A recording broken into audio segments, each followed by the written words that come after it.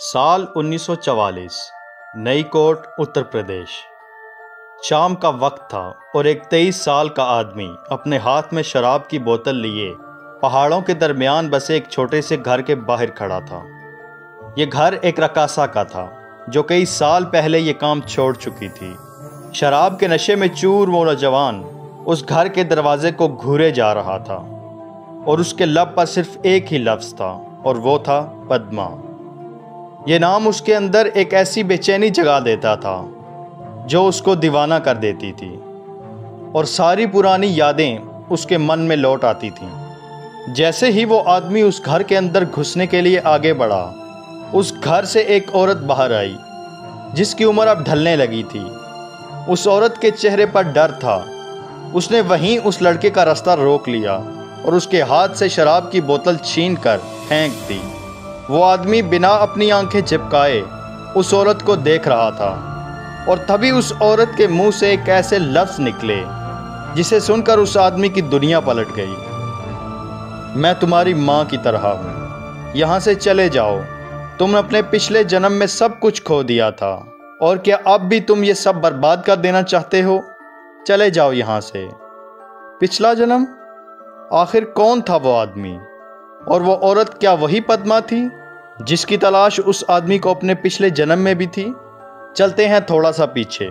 7 फरवरी 1921 को उत्तर प्रदेश के बरेली में बिशन चंद का जन्म हुआ। जहां बच्चे अभी अपना आप नहीं पहचान पाते, 10 महीने में बिशन ने बोलना शुरू कर दिया था। आखिर इतना छोटा सा बच्चा इतनी कम उम्री में बोल कैसे सकता है? ये सब के लिए हैरान कुन था, लेकिन किसी के पास इसका जवाब नहीं था। 4 साल की उम्र में बिशन अपने बाप के साथ एक शादी पर गया, जिससे वापसी पर ट्रेन में बैठे इसने पल्लीवित स्टेशन का नाम सुना। उसका नाम सुनना ही था कि बिशन जिद करने लगा कि मुझे यहाँ उतरना है और अपने बाप से कहने लगा कि मैं यहाँ रह चुका हूँ, मुझे यहाँ छोड़ दो। ये बात सुनने के बाद उसका बाप हैरान था कि उसके बेटे के साथ हो क्या रहा है। क्या ये उसके पिछले जन्म की यादें थी या कोई जादू? खैर, ये सिलसिला कई साल तक चलता रहा और एक दिन अखबार में एक आर्टिकल छपा। ये आर्टिकल काकाए नंदन सहाय ने लिखा था, जिसमें उन्होंने अपने बेटे के पिछले जन्म की यादों के बारे में बताया था और ऐसे केसेस को सामने लाने में बढ़ावा दिया था। जिसके बाद उनको बिशन की कहानी के बारे में पता चला। कुछ दिनों बाद वो बिशन से मिलने के लिए उसके घर पहुंचे। सहाय ने बिशन से कई सवालात पूछे और उसकी मेमोरीज को डॉक्यूमेंट करना शुरू कर दिया। बिशन चंद ने उन्हें बताया कि पिछले जन्म में उसका नाम लक्ष्मी नारायण था और वो पल्लीवित में रहता था। बिशन ने अपनी पिछली जिंदगी से जुड़े कई लोगों को पहचाना और इसी बात को कंफर्म करने के लिए सहाय और बिशन दोनों पल्लीवित पहुंच गए, जहां वो अपने पिछले जन्म की माँ यानी कि लक्ष्मी नारायण की माँ से मिला। और वहां लक्ष्मी की माँ ने बिशन से कई ऐसे सवाल पूछे जिनका जवाब लक्ष्मी के अलावा कोई नहीं जानता था, जिनके जवाब बिशन ने बिल्कुल ठीक ठीक दिए। सहाय ने ये सारी गुफ्तगू नोट कर ली और दोनों वापस आ गए। सहाय की बिशन पर रिसर्च यहाँ पर ही रुक गई और उसमें आगे कोई पेशरफ्त ना हो सकी। कई साल गुजर गए। सालों गुजर जाने के बाद इयान स्टीवेंसन ने इस केस को दोबारा खोला और दोबारा रिसर्च शुरू कर दी। स्टीवेंसन ने पता लगाया कि लक्ष्मी नारायण हर नारायण का इकलौता बेटा था। हर नारायण की मौत के बाद लक्ष्मी ने पढ़ाई को छोड़ दिया था और अपने बाप के पैसे पर अय्याशी शुरू कर दी थी। इसी दौर में ही उसको अपने गांव की एक रकासा से मोहब्बत हो गई थी, जिसको वो अपनी रखेल बनाकर रखना चाहता था और वो उसने ऐसा करके भी दिखाया था। यहाँ तक कि लक्ष्मी अपनी रखेल के करीब किसी और मर्द को बर्दाश्त नहीं कर पाता था।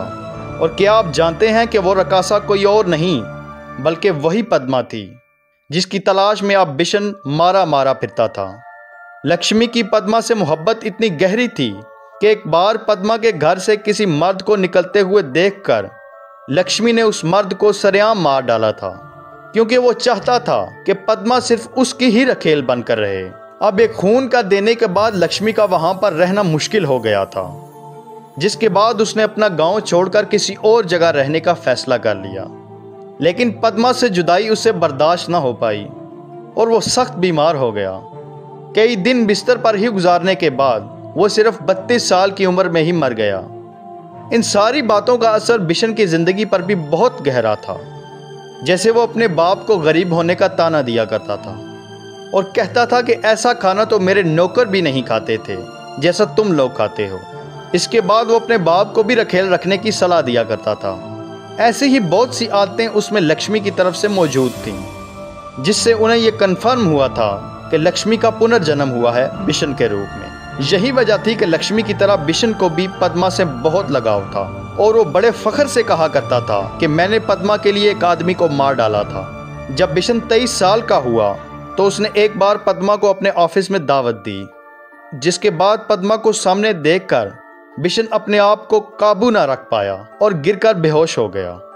उसी रात बिशन पुरानी यादों को ताज़ा करने के लिए पद्मा के घर जा पहुंचा, लेकिन बिशन को तवक्को नहीं थी कि पद्मा उसको ऐसा जवाब देगी जिसका जिक्र हम पहले कर चुके हैं कि मैं तुम्हारी माँ जैसी हूँ, चले जाओ यहाँ से।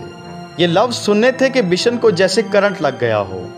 वो जल्दी से वापस लौटा और उसके बाद कभी पद्मा का जिक्र नहीं किया। इसके साथ ही स्टीवेंसन ने बिशन की 46 स्टेटमेंट्स रिकॉर्ड की, जिनमें 22 बिल्कुल करेक्ट निकली, जिनमें सरे फहरिस्त ये थी कि लक्ष्मी नारायण के बाप ने अपने घर में किसी कमरे में सोने के सिक्के छुपा कर रखे थे, जिनका पता लक्ष्मी के अलावा किसी और को नहीं था। और इसकी करेक्ट लोकेशन बिशन ने बताई और वहाँ पर खोदने के बाद सोने के सिक्के उनको मिल भी गए।